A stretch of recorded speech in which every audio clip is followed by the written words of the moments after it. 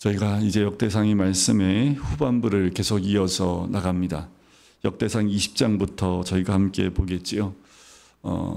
아담부터 시작했던 그 계보가 9장에서 마무리되면서 하나님이 바로 사울 왕과 다윗 왕으로 연결되어지는, 그리고 다윗을 통해서 이스라엘을 하나님이 예비하신 나라로 든든한 하나님 나라로 세워져 가는 그 과정들을 기록을 하고 있습니다. 특별히 19장과 20장 사이에는 원래는 사무엘 하에 보면 다윗 왕이 바세바를 범하는 사건이 그 사이에 원래는 들어갑니다. 그런데 역대기 말씀은 특별히 그런 왕들의 그 약했던 부분들, 죄된 부분들을 좀 생략하는 경향이 좀 있지요. 그것은 저희가 서론 부분에서 많이 나눴기 때문에 더 말씀을 안 드리겠고요. 이제 20장에 들어가면 아람과의 전쟁이 마무리가 됩니다. 그래서 암몬과의 전쟁, 그래서 암몬 자손의 땅을 격파하고 랍비를 에워싸서 그것을 함락하여 다윗 손에 들어가게 됩니다. 그리고 이어서 4절부터 8절까지는 블레셋 사람들과 싸웠던 용사들에 대한 이야기. 결국 하나님의 도우심을 통해서, 여러분들 블레셋은 당시에 철기 문화를 갖고 있었던 민족이기 때문에, 또 블레셋은 이 거인족이 많기 때문에 전쟁에 나가면 늘 이스라엘 민족이 벌벌 떨 수밖에 없는 민족입니다. 그런데 다윗이 왕이 된 이후로 블레셋이 이스라엘과 전쟁에서 이길 수가 없어요. 왜 그럴까요? 다윗 왕이 특별히 용사이기 때문에요. 혼자서는 안 되지요. 주변에 많은 용사가 있었기 때문에요. 아니요. 아무리 용사가 있다 하더라도 블레셋 사람들처럼 그렇게 장대하거나 또 블레셋 사람처럼 힘이 세진 않았습니다. 오늘 4절부터 8절까지 말씀에도 보면 거인들이 많이 등장을 해요. 그들의 무기가 얼마나 컸는지도 설명을 합니다. 이를 어떻게 이길 수 있습니까? 하나님이 함께 하셨기 때문에 이길 수 있어요. 여러분들, 우리 눈에는 거대하게 보이고 우리는 너무 약하게 보일지라도 하나님이 함께 하시면 하나님이 넉넉하게 이길 수 있는 힘을 주시는 줄 믿습니다. 다윗 왕국을 이뤄나갈 수 있었던 것은 하나님이 함께 하셨기 때문에 가능해요. 그런데 우리가 많은 지혜가 있고 또 힘이 있고 돈도 있고 아무리 있어도요, 하나님이 함께 하지 않으면 한순간에 모든 것이 폭락하고 무너질 수밖에 없어요. 아무리 사람이 지혜롭다 하더라도 그 지혜로 세상의 모든 것을 주관할 수 없습니다. 세상의 주권자이시고 주권자가 되시는 분은 하나님이시지요. 하나님이시기에 이 세상의 모든 것을 흘러가게 하시고 또 주님의 뜻대로 나가게 할 수 있는 겁니다. 사람이 아무리 권력이 주어진다 하더라도 그 권력 가지고 자기가 생각하는 대로 그 나라를 세울 수 없는 거지요. 다윗도 마찬가지입니다. 자기가 생각한 나라가 아니라 하나님이 허락하신 나라를 세워가는 것, 그것이 다윗이 왕국을 세워나가는 데 가장 기본적인 모습이지요. 21장에 가면 이제 사무엘 하의 마지막에 나오는 그 인구조사하는 내용이 나옵니다. 그런데 사무엘 하에 나와 있는 내용보다 굉장히 더 길어요. 또 자세하게 나와 있는 모습을 보게 됩니다. 사무엘 하에 나와 있는 그 내용을 보면 사무엘상 21장과 많이 좀 달라요. 어떻게 다르냐 하면 제가 사무엘하 24장 1절을 보면 이렇게 시작을 합니다. 여호와께서 다시 이스라엘을 향하여 진노하사라고 시작을 해요. 여호와께서 진노하사 그들을 치시려고 다윗을 격동시키사라고 나옵니다. 사무엘하는. 그러니까 여러분들 한번 생각해 보세요. 이 사무엘하에서 하나님께서 이스라엘 민족을 향해서 진노하사. 왜 진노를 하실까요?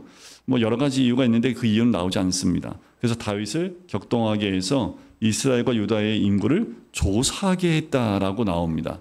그런데 똑같은 사건을 사무엘상 21장에는 누구에 의해서 이렇게 시작됐다고 나옵니까? 사탄이 일어나 이스라엘을 대적하고 라고 나옵니다. 사탄에 의해서 다윗이 충동되어졌다라는 것을 볼 수 있어요.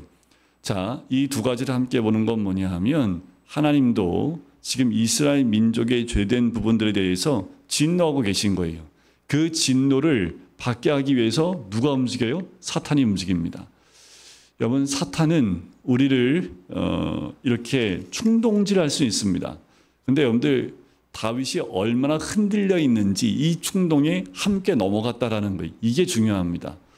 여러분들 우리가 감정적이면 한순간 감정적이 되면 사단이 주는 충동에 쉽게 넘어집니다. 하나님이 다윗의 상태를 아신 거지요. 이스라엘 민족에 대해서 진노하셨는데 다윗 상태를 보니까 다윗도 맛이 좀 갔어요. 맛이 갔다는 건 뭐예요? 주의 뜻 가운데 있지 않고 자기 생각, 자기 감정대로 가고 있는 거지요. 그럼 영락없이 딱 사탄이 딱 파고 들어갈 수 있는 그 길이 딱 열립니다. 사탄이 가만히 있지 않지요? 충동질을 해요. 그러니까 어떻게 해요? 다윗이 그 충동질에 넘어가는 거지요. 그럼 어떻게 됩니까? 다윗 마음대로 하는 거예요. 중간에 누가 요압이라는 그 사람이 그 군대 장관이 하나님 원치 않는 거라고 아무리 얘기해도 다윗이 듣지 않습니다. 여러분들 감정적이 내가 됐을 때 무엇인가 결정하지 마십시오. 내 감정이 상했을 때 무엇인가 말하지 마십시오. 내 감정이 가라앉을 때까지는 어떤 것도 결정하지 마세요. 감정이 요동할 그때에 감정이 너무 업되거나 감정이 너무 다운되거나 업다운이 심할 때 무엇인가 생각하고 결정하는 그 모든 것들은 다 100% 잘못된 선택을 하게 되어져 있습니다. 그때 역사하는 건 뭐예요? 하나님의 영보다는 사단이 역사합니다. 그러니까 지금 21장 1절에 보면 사탄이 일어나 이스라엘을 대적하고 지금 하나님이 이스라엘에 대해서 심판하기를 징계하기 원하시고 계신 거죠. 그러니까 사탄이 일어나서 대적을 합니다. 그래서 어떻게 해요? 다윗을 충동질을 하죠. 그래서 이스라엘을 계수하게 합니다. 이게 무슨 죄가 돼요? 사람 숫자 세는 게 뭔 죄가 됩니까? 여러분들 지금도 인구조사 하잖아요. 매년 하진 않습니다. 인구조사를 하는 가장 기본 두 가지가 있습니다. 뭘까요? 세금 거두려고요. 한 명도 빠짐없이 인두세를 다 걷습니다. 우리나라는. 인두세가 뭔지 아세요? 그게 주민세입니다. 우리는 이 땅에서 호흡하고 살고 있으면 무조건 세금을 내야 돼요. 그래서 저도 세금을 내고요. 그러니까 이게 과거에 있었던 인두세예요, 이게. 아직도 주민세 걷고 있잖아요. 여기 우리가 주민이면 여기 살고 있는 이유로 그냥 돈 내는 거예요. 많은 돈을 내지 않지만 주민세를 내요. 그러니까 우리가 인구조사를 하는 것 가운데는 여러 가지 세금에 대한 부분도 있고요. 또 한 가지가 있다면 이 인구조사를 통해서 전쟁에 나갈 군인들이 있는지 없는지도 정확하게 파악이 가능합니다. 다른 여러 가지 이유가 있지만 정확한 건 이 두 가지가 가장 중요해요. 과거서부터 지금까지 이 두 가지 이유와 플러스 알파가 될지언정 두 가지가 빠진 상태에서 인구조사하지 않습니다. 그런데 오늘 21장에 나오는 인구조사는 어디에 포커스가 되어 있을까요? 전쟁에 포커스가 되어 있습니다. 그럼 다시 한번 생각해 볼까요? 이 다윗이 전쟁에서 다 승리했습니다. 그게 용사가 많아서이었던가요? 아니면 군인이 많아서요? 아니면은 무기가 특출나서요? 그래서 이었던가요? 아니죠. 좀 전에 말씀을 드렸지만 하나님이 함께 하셨기 때문에 승리할 수 있었습니다.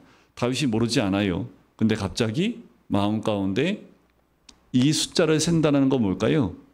이 전쟁에서 승리가 누구에 의해서 승리했다는 것을 자기가 생각하고 있는 거예요. 자신이요. 내가 이 정도 왕이 돼서 이 정도의 전쟁에 나갈 수 있는 숫자의 사람들이 있다라는 걸 과시하고 싶은 거예요. 하나님이 어느덧 사라져버리고 자신이 드러나기 시작하죠. 이게 감정이 들어가게 되면 자신이 드러나게 되어져 있습니다. 우리가 조심해야 될 부분이기도 하지요. 요압이 3절 끝에 어찌하여 이스라엘이 범죄하게 하시나이까? 그러니까 다윗의 범죄이지만 다윗이 왕이잖아요. 그러니까 왕의 죄는 누구의 죄와 똑같아요? 이스라엘의 죄와 똑같아요. 왜냐하면 왕인이기 때문에 대표지요. 이 나라의 대통령이 죄를 범해요? 그러면 누가 죄를 범한 거예요? 이 나라의 대표이기 때문에 대통령의 죄는 우리 국민의 죄가 됩니다. 그래서 이때 왕은 선거를 통해서 안 뽑지요. 그죠? 하지만 지금은요. 선거를 통해서 뽑지요. 그래서 우리가 누굴 선택할 때 굉장히 조심해야 될 부분이 거기에 있는 겁니다. 왜냐하면 그 대통령은 우리나라 전체를 대표하는 사람이기 때문에 대표하는 사람을 잘 뽑아야 될 이유가 여기 있어요. 자, 다윗의 죄를 요압은 이스라엘의 범죄로 이야기를 해요. 그런데도 다윗이 물러서지 않고 계속 추궁을 합니다. 그래서 5절에 보면 와, 숫자가 이렇게 많이 늘어났습니다. 이스라엘 중에 칼 뺄 만한 자가 110만 명이요. 유다는 따로 셌는데 유다만 47만 명입니다. 그러니까 얼마예요? 157만 명이 어마어마하게 인구수도 늘었지만 지금 전쟁에 나갈 사람만 이 정도면 여기에 딸린 식구들까지 하면 어마어마하게 이스라엘이 경제적으로도 그렇지만 이 인구수도 굉장히 늘은 것을 알 수 있지요. 그런데 다윗이요. 자, 7절 보세요. 하나님이 이 일을 악하게 여기사 이스라엘을 치심에 다윗이 하나님께 얘기합니다. 내가 이 일을 행함으로 큰 죄를 범하였나이다. 다윗의 장점이 뭐예요? 바짝 엎드리는 거예요. 여러분들 우리가 죄를 안 짓고 살면 좋겠지만 죄를 짓고 살잖아요. 죄를 지을 때 제일 먼저 해야 될 건 뭐예요? 죄를 빨리 깨닫는 게 제일 첫 번째고요. 깨달았으면 뭐 해야 돼요? 회개해야 됩니다. 이게 바로바로 되면 하나님이 회개하는 자에게 하나님 용서해 주시지요. 다윗도 그런 부분이 있어요. 자, 그런데 하나님이 선견자, 선지자 갓을 통해서 이 죄에 대해서 하나님이 징계를 내리십니다. 세 가지 중에 하나 선택해라. 7년 기근, 여기서는 3년 기근으로 나오지요. 사무엘하 24장에는 7년 기근으로 나오는데 역대상 21장에 3년 기근으로 나옵니다. 또 한 가지는 네가 3달 동안 피해 다니겠느냐. 또 하나는 3일 동안 전염병이 이 땅에 들겠느냐. 네가 선택해라. 했더니 네, 기근도 경험해봤고 그리고 도피 생활도 해봤습니다. 그래서 전염병을 선택을 해요. 이 전염병으로 몇 명이 죽습니까? 7만 명이 죽어요. 이건 사무엘하에도 똑같이 나옵니다. 7만 명이 죽어요. 자, 그 가운데 다윗이 갓에게 이야기를 하고 하나님께 긍휼을 베풀어 달라고 얘기합니다. 그러다가 다윗이 하나님의 천사가 서 있는 것을 봐요. 18절에 보면 여호와의 천사가 갓에게 명령하여 다윗에게 이르시기를 다윗은 올라가서 여부스 사람 오르난의 타작 마당에서 여호와를 위하여 제단을 쌓으라 하신지라. 그러니까 다윗이 가장 잘하는 건 뭐냐면 선지자라는 것은 하나님의 말씀을 대언하는 사람입니다. 이때 세 종류의 기름 부음 받는 사람이 있죠. 왕, 선지자, 그리고 대상입니다. 세 사람은 기름 부음 받는 사람입니다. 그러니까 왕도 어떻게 보면 이 3권이 분립되어 있다라고 보시면 돼요. 자, 왕이 선지자를 무시하면 안 됩니다. 왕들 중에 선지자를 무시했다가 폐위당하는 경우도 있어요. 그만큼 선지자의 위치가 대단합니다. 엘리야와 엘리사를 보면 알 수 있겠지요. 그러니까 다윗도 이 선지자를 인정을 했기 때문에 하나님 말씀을 대언하는 것을 듣게 되지요. 그래서 오르난 타작마당에 가서 거기에 천사가 서 있는 모습을 보고 거기에서 제단을 쌓습니다. 자, 28절을 보세요. 이때 다윗이 여호와께서 여보스 사람 오르난의 타작마당에서 응답하심을 보고 거기서 제사를 드렸으니라고 얘기합니다. 그러니까 거기서 제사를 드린 거예요. 그 말씀에 따라 제사를 드리게 됩니다. 자, 여기 오르난의 타작마당은요, 모리아 산지 중 한 곳이 여기입니다. 아브라함이 이삭을 바쳤던 곳, 그곳이 여기고요. 그리고 아리우나의 타작마당도 여기입니다. 결국 여기가 뭐가 돼요? 역대하 3장 1절에 가면 예루살렘 성전이 세워지는 곳이 이곳이 됩니다. 자, 29절에 보면 옛적에 모세가 광야에서 지은 여호와의 성막과 번제단이 그때 어디에 있어요? 기본산당에 있어요. 그럼 원래 제사를 지내려면 어디로 가야 돼요? 기본산당 가야 됩니다. 왜냐하면 거기에 성막이 있기 때문에. 그런데 30절 다윗이 여호와의 천사의 칼을 두려워하여 감히 그 앞에 가서 하나님께 묻지 못하더라. 이 말은 기본산당에서 제사 못하고요. 오르난의 타작마당에서 계속 제사를 드린 이유가 이 30절이에요. 두려운 거예요. 여호와의 천사가 칼을 들고 있는 모습을 봤기 때문에 두려워서 여기서 제사를 지냅니다. 결국 여기에 성전을 짓는 것까지 연장되게 되는 거지요. 자, 다윗이 인구조사를 통해서 자신의 죄를 발견하고 이 사건을 통해서 하나님은 그냥 끝나는 것이 아니라 이 사건을 어디까지 연결시키세요? 성전을 건축하는 사건까지 연결을 시킵니다. 그런데 우리가 죄를 져요. 죄 때문에 징계를 받을 수 있습니다. 삶이 어려울 수 있어요. 근데 거기서 끝나버리면 징계로 끝나는 겁니다. 하지만 그 징계를 통해서 하나님께 예배하고 경배하면 그곳이 뭐가 돼요? 성전이 되는 거예요. 그래서 우리는 우리의 죄로 인해서 고난을 겪든 아니면 믿음 때문에 고난을 겪든 그 어려운 가운데 우리가 해야 될 건 뭐예요? 예배입니다. 하나님 앞에 나간 예배예요. 그 예배가 회복될 때 그곳이 성전이 되는 겁니다. 그래서 우리가 죄 안 짓고 살 수 없잖아요. 다 죄성이 있고 우리가 천국 가야지 죄를 안 짓지 이 땅에 육을 입고 있는 한은 우리가 죄에서 자유로울 수 없지요. 하지만 그 죄에서 우리가 하나님의 성전으로 나가는 방법을 다윗의 이 사건을 통해서 우리에게 보여주고 있다는 거예요. 그런데 우리가 머물고 최종적으로 가야 될 곳이 어디예요? 성전입니다. 근데 교회라는 얘기가 아니라 하나님이 원하시는 제사가 있고 예배가 있는 그 성전인 거예요. 그러니까 우리가 죄를 짓고 징계 가운데 아이고 죽었다라고 있는 것이 아니라 오히려 그 자리에서 하나님 앞에 예배로 나아갈 때 그 예배가 온전히 회복되어질 때 하나님의 성전을 우리가 세워져 나갈 수 있다라는 겁니다. 이게 가시죠. 다윗이 이래서 위대한 겁니다. 다윗은 다른 거 아니에요. 죄 안 짓는 사람 아닙니다. 밧세바를 범했던 이런 그 밧세바의 남편인 우리아를 교살했던 사람이기도 하잖아요. 이런 파렴치한 범인이 어디 있습니까? 그런데도 불구하고 다윗은 신약에 가면 하나님 마음에 합한 자로 나와요.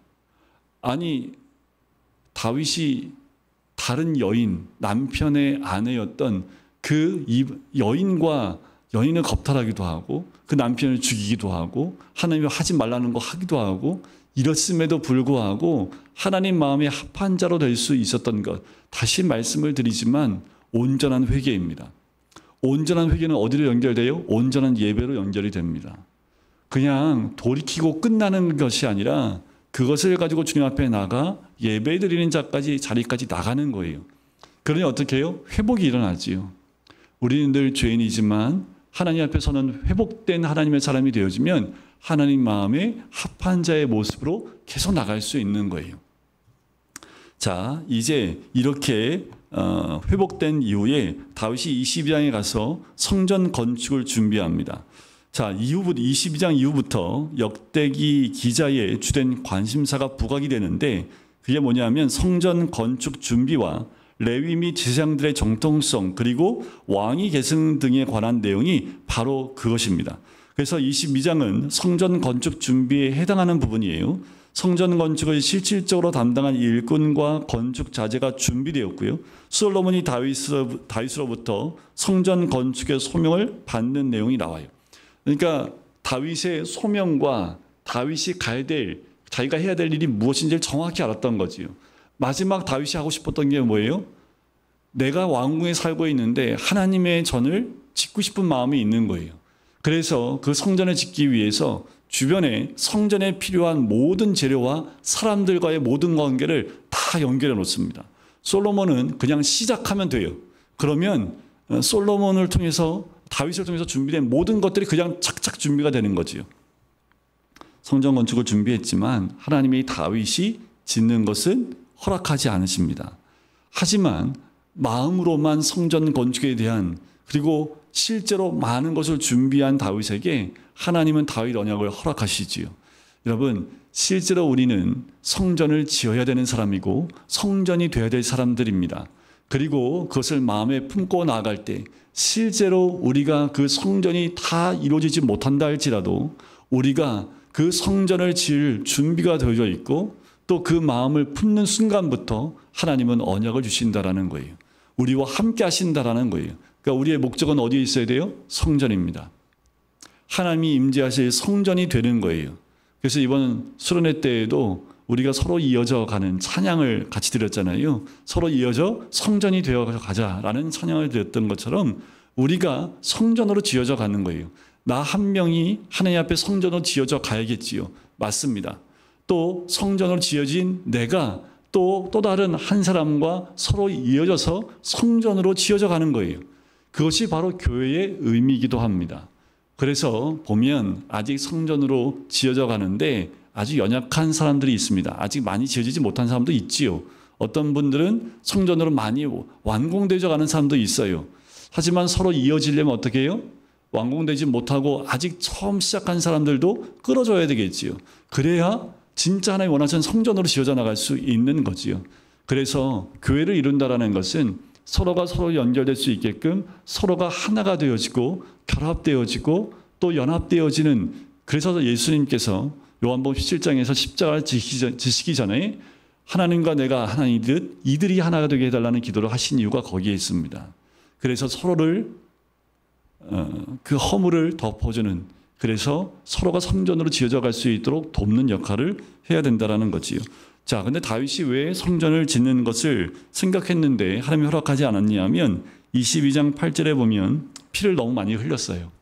너무 많은 전쟁으로 인해서 피를 흘렸은즉 내 이름을 위하여 성전을 건축하지 못하고 그 아들 세대 9절에 보면 보라 한 아들이 내게서 나리니 그는 온순한 사람이라 내가 그로 주변 모든 대적에서 평온을 얻게 하리라. 그의 이름을 솔로몬이라 하리니 이는 내가 그의 생전의 평안과 안일함을 이스라엘에게 줄 것입니다. 그래서 그 아들 솔로몬에 의해서 성전을 짓게 하라라고 얘기를 하지요.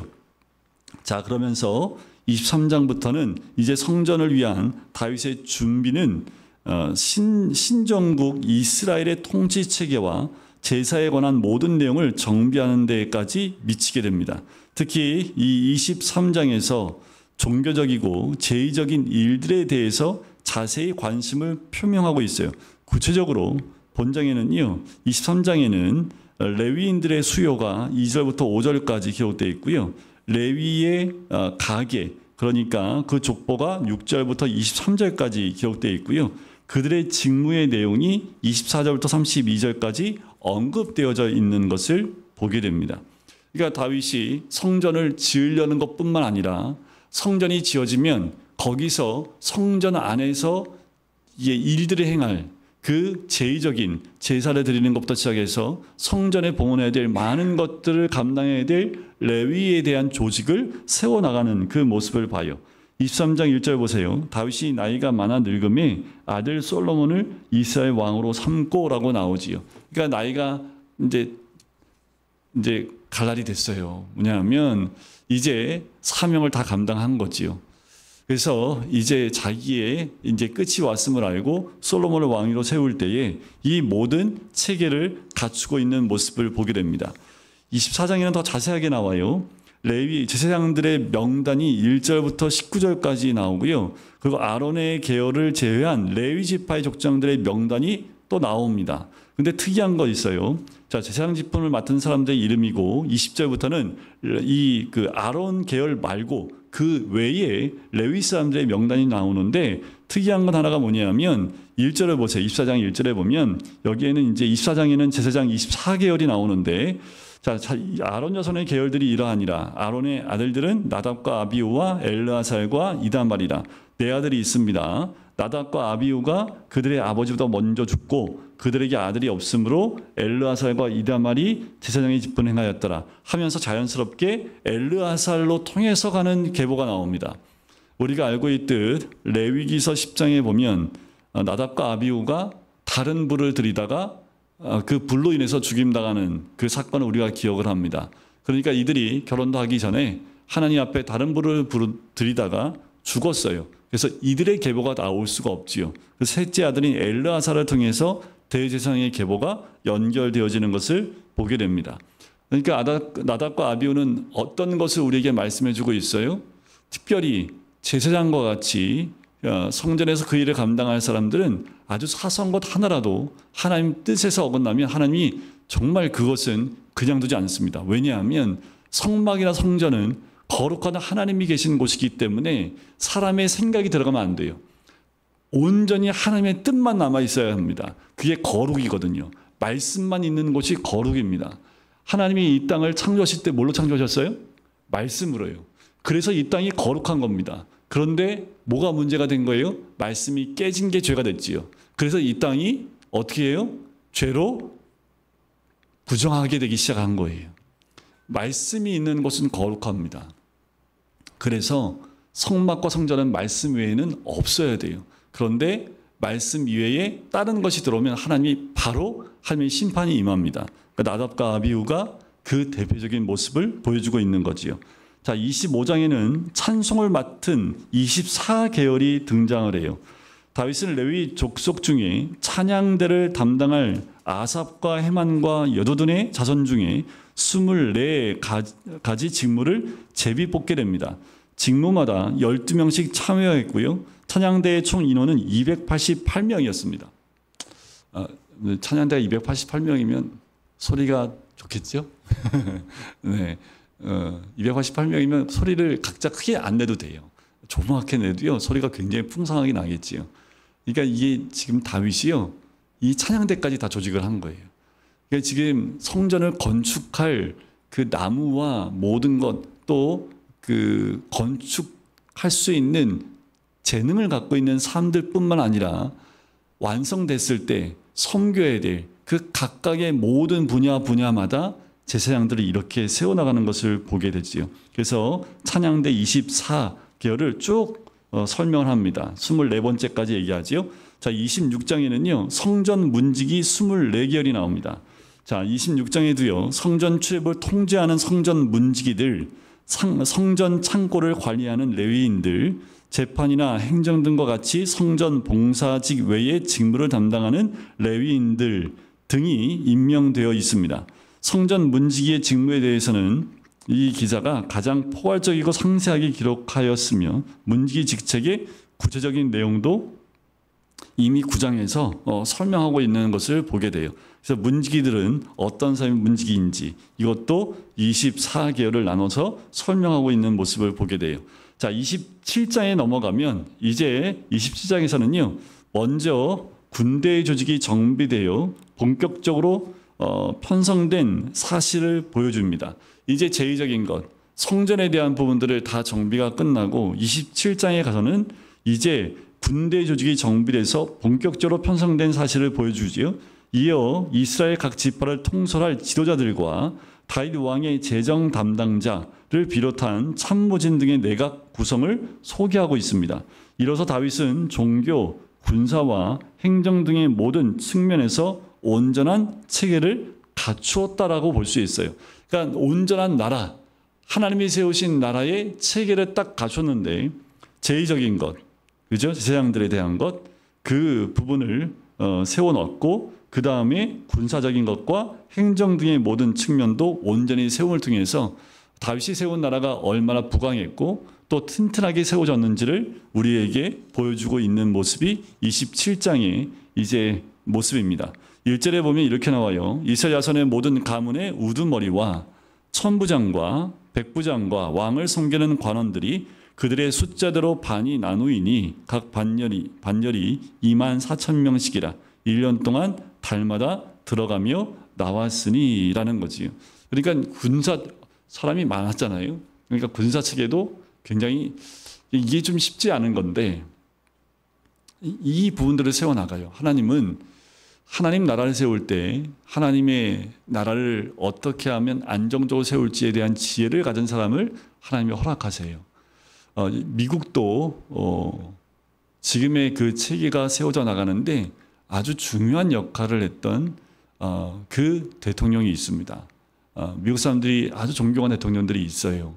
초대부터 해서 3대까지 그때 미국의 헌법이나 모든 것들이 그때 만들어지기 시작을 합니다. 근데 그 만들어진 게 지금도 변함이 없어요. 손을 안 댑니다. 그만큼 그때의 그 지혜를 가지고 잘 구비한 거지요. 그래서 나라가 지금까지 하나님의 보호하심과 또 하나님께서 함께 하신 지혜를 가지고 지금까지 가는 거예요. 뭐 그렇다고 뭐 미국이 죄 안 져요. 미국 사회에 가면은 지금 막 어마무지하게 무너져 가고 있습니다. 그럼에도 불구하고 그 나라가 흔들림 없이 이렇게 흘러가는 건 뭐냐면 하나님의 기반에 의해서 세워진 그 기초가 흔들리지 않는다라는 거예요. 우리나라가 구한말 시대에서 대한민국으로 가면서 갑자기 이렇게 바뀌어진 것도 하나님의 지혜를 가진 초대 대통령이요, 헌법 위에 이 나라를 세운 거예요. 구한말에 헌법이 어디 있습니까? 왕을 위해서 다른 국민들이 다 존재했잖아요.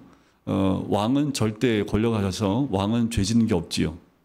죄 져도 사람 죽여도 괜찮았습니다. 그래서 완전히 구한말 시대에는 다 썩었었잖아요. 그런데 그 상황 가운데 헌법이라는 걸 만들고 이 현대에 나올 만한 법들을 세워나가는 그것이 얼마나 가능하겠습니까? 불가능하지요. 그러니까 하나님이 하셨다라고 볼 수밖에 없어요. 그 이후로 이 나라가 부강하게 될 수 있었다는 것은 그런 기초가 되어 있었기 때문에 그 위에 이 나라의 경제나 이런 것들이 발전할 때 힘을 받을 수 있게 해준 거지요. 자, 다윗의 나라가 하나님 세우신 나라가 이렇게 세워져 나간 것을 보게 되고요. 자, 28장으로 넘어가면 이제 다윗이 성전 건축을 지시하는 다윗의 유언이 나옵니다. 28장과 29장은요, 다윗의 왕권이 솔로몬에게 이양되는 모습을 보여줍니다.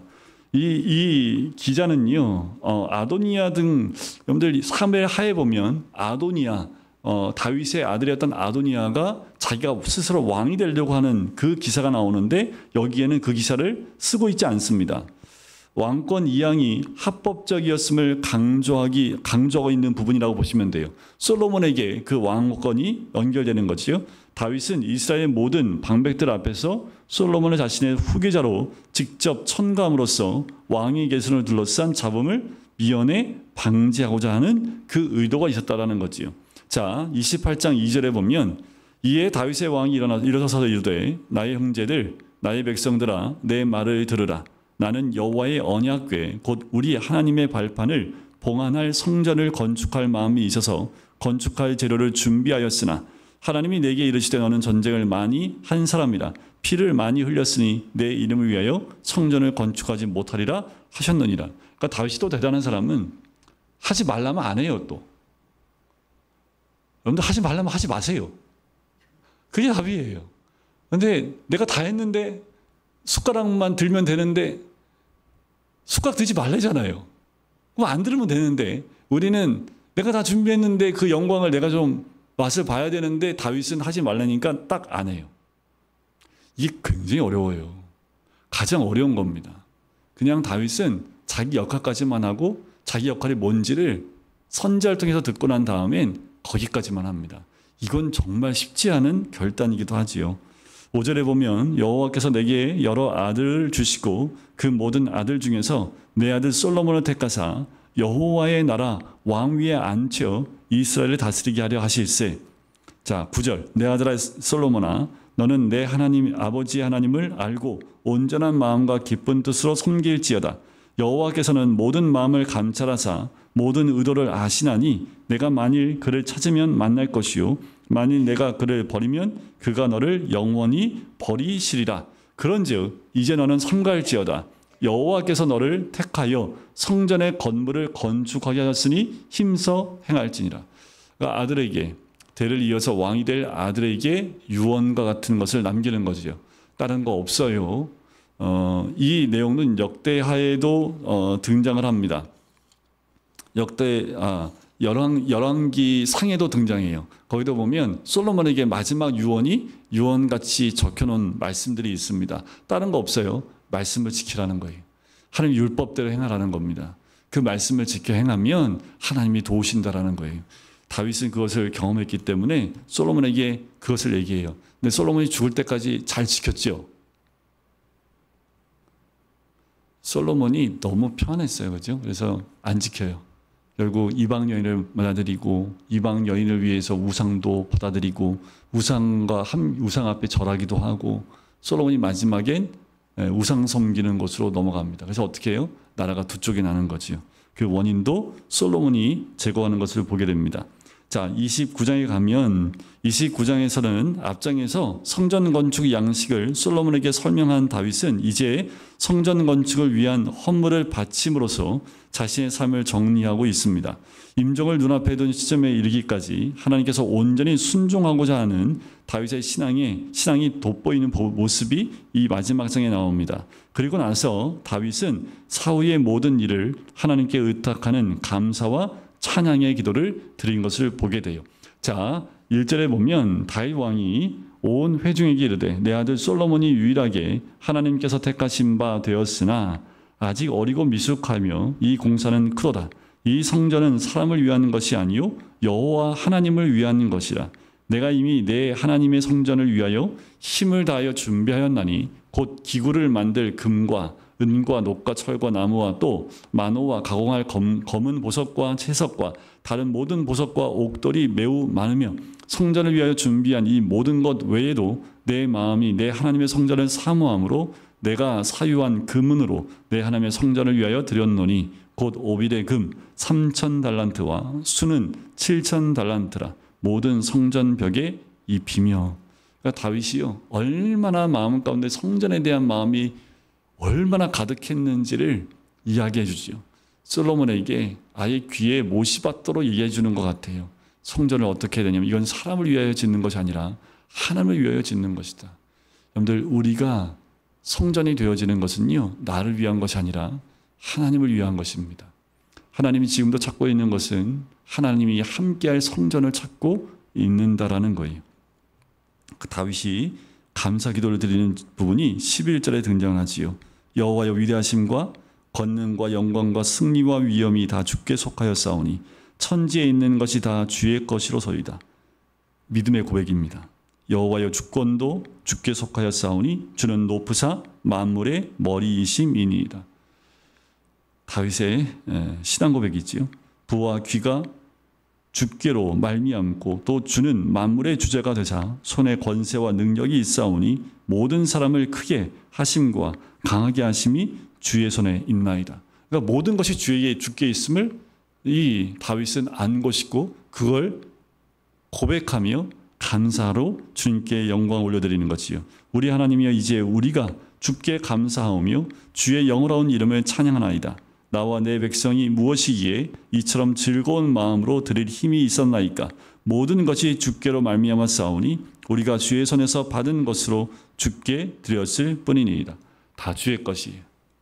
자기가 갖고 있는 것도 다 주의 것이라고 얘기하지요.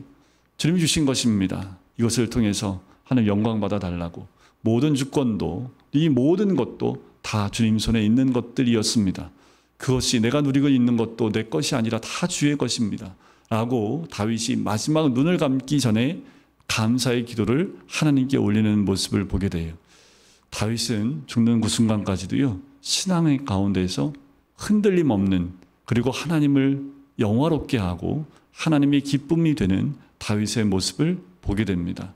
여러분들, 이것은 한순간에 만들어진 것이 아니에요.